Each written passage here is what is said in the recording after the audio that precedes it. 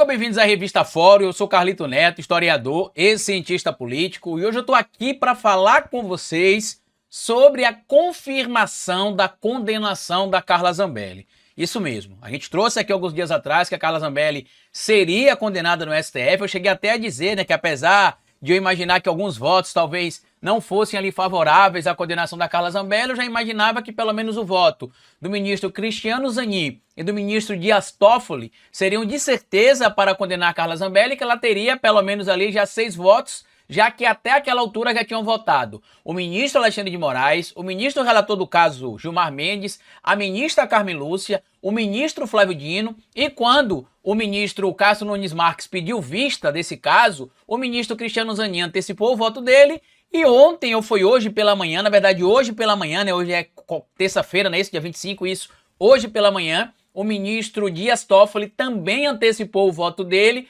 pedindo para condenar a deputada federal Carla Zambelli a uma prisão de 5 anos e 3 meses, além da perda do seu mandato de deputada federal. Carlito, a Zambelli será presa agora, amanhã?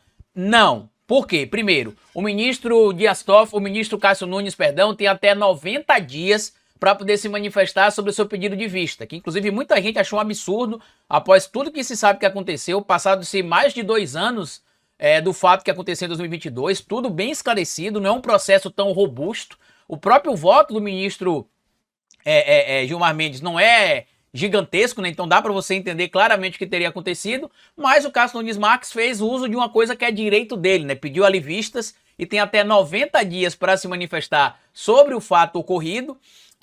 E a Zambelli está desesperada. Primeiro, independente do voto dos demais ministros, que eu já citei para vocês que eu acredito também que deve vir o voto de condenação por parte do ministro Luiz Roberto Barroso, deve vir voto de condenação também por parte do ministro Fachin, e provavelmente deve vir um voto de condenação também por parte do ministro Fux e o ministro, até mesmo o ministro Cássio Nunes Marques. Talvez o único que não vote favorável ali seja o André Mendonça, ou talvez o Cássio Nunes Marques, que peça uma votação menor. Mas a gente já tem formada a maioria para Carla Zambelli ser condenada. O que isto quer dizer? Que se os outros 5 ministros votarem, não muda a condenação dela. Porém, como eu disse para vocês, a Zambelli não será presa amanhã, como diz o meme. Por que não será presa amanhã, Carlito? Já tendo a maioria para poder condenar a Zambelli.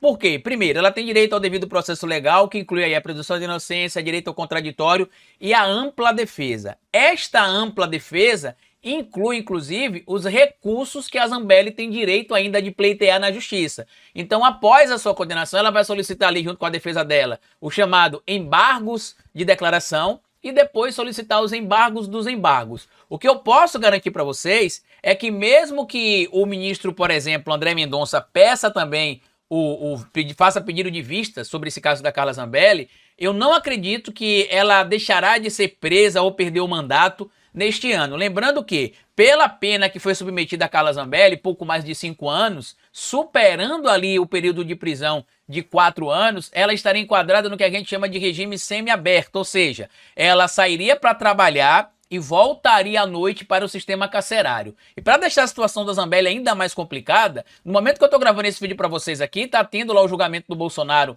no STF, inclusive já teve as alegações dos advogados, inclusive com todo o respeito aos advogados, achei os advogados bem ruins, né, na sustentação oral.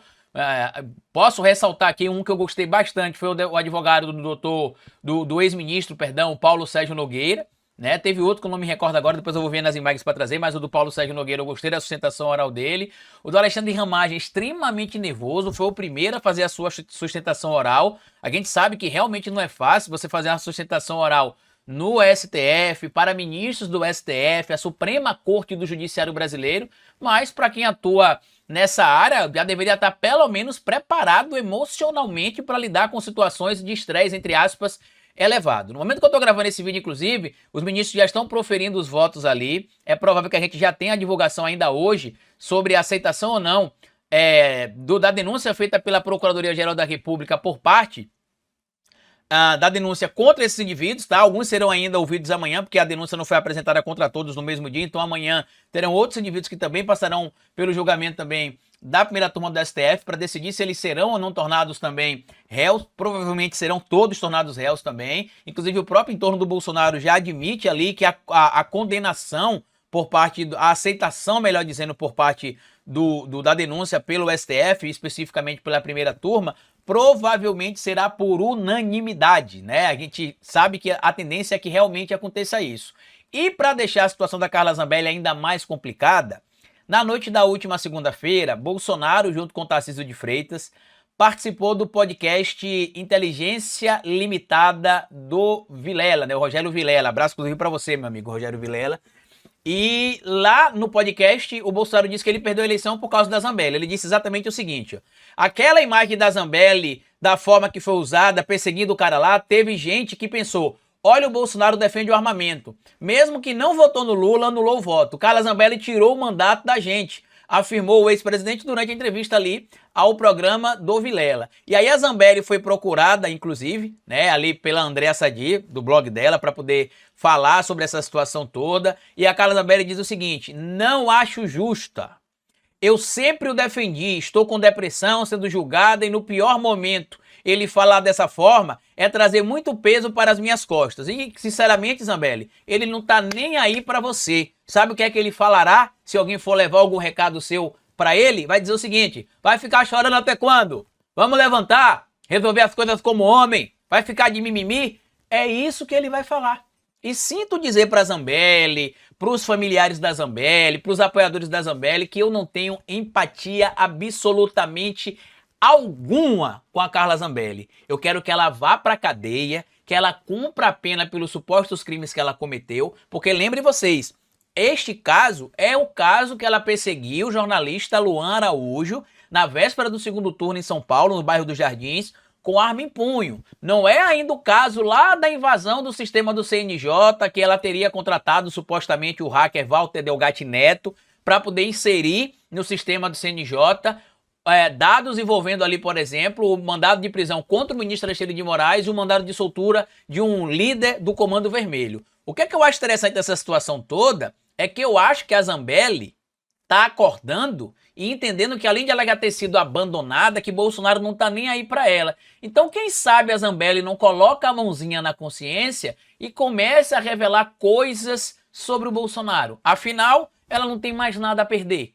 Já é vista como uma traidora, já foi chutada pelo bolsonarismo. Ontem Bolsonaro, ao dizer isso no programa do Vilela, um programa que tem muita audiência e teve os cortes viralizados, inclusive, ele jogou ela aos leões e, para mim, a morte política da Zambelli foi confirmada. Ela até chega aqui falando o seguinte, ó, imagina o que é para a cabeça de uma deputada ser culpada pela eleição de um país por ter se defendido de 4 homens que me cuspiram, xingaram e empurraram. Eu tinha porte federal e houve um tiro que achei que tinha pego no policial. Aqui ela tá mentindo. Primeiro, não teve as agressões de empurrão contra ela que ela diz, ao contrário, as imagens mostram que ela caiu. E segundo, o disparo de arma de fogo que depois a gente viu foi justamente do segurança dela, do acompanhante que estava com ela na rua ali, que ao ver o Luan Araújo correndo, disparou a arma de fogo.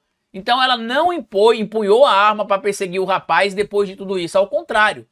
Ela saiu perseguindo o rapaz, o segurança dela, o representante lá que cuidava da segurança dela, já estava empunhando a arma, as imagens são claras, e a situação dela é bem complicada porque ela, durante o período, inclusive ali, chegou a dar entrevistas para a CNN Brasil na época, toda empolgada, mentindo, inclusive, na prestação de depoimento que ela deu à polícia, né, já que falsa comunicação de crime ou denunciação caluniosa também são crimes, e eu nem vi o Luan Araújo processar ela por isso, talvez porque o Luan, coitado, não tenha dinheiro para arcar com um processo desse nível, inclusive se tiver algum advogado que possa representar o Luan, lembre-se dessa situação, que ela disse que foi perseguida por isso, perseguida por aquilo, que está reportando arma disso, arma daquilo, mas para mim está consumada. Hoje, a gente pode ter, na hora que esse vídeo estiver indo pro ar, inclusive, a condenação, ou melhor, a aceitação da denúncia contra o Bolsonaro confirmada pelo STF, e a gente já sabe que a Zambelli irá para o Chilindró. Isso é ruim para ela, por quê? Porque no caso que ela vai julgar ela lá da invasão, por exemplo, do CNJ, lembra da tal dosimetria da pena que a gente explicou aqui ontem para poder falar da condenação da Débora, que ela não é uma coitadinha, inclusive é interessante, né, para os indivíduos que estão dizendo que a Débora é uma coitadinha, que a coitada mãe de família, mãe de 2 filhos, cabeleireira, e que isso e que aquilo, A pergunta que não quer calar: o que é que uma mãe de família com 2 filhos, trabalhadora, que mora, se não me falha a memória, no interior de São Paulo, na cidade de Paulínia, estava fazendo em Brasília no dia 8 de janeiro de 2023, distante do trabalho, distante da família e dos filhos que ela tanto ama? Ela foi lá só para escrever "perdeu o mané"? É claro que não, né? Acho que todo mundo entendeu isso.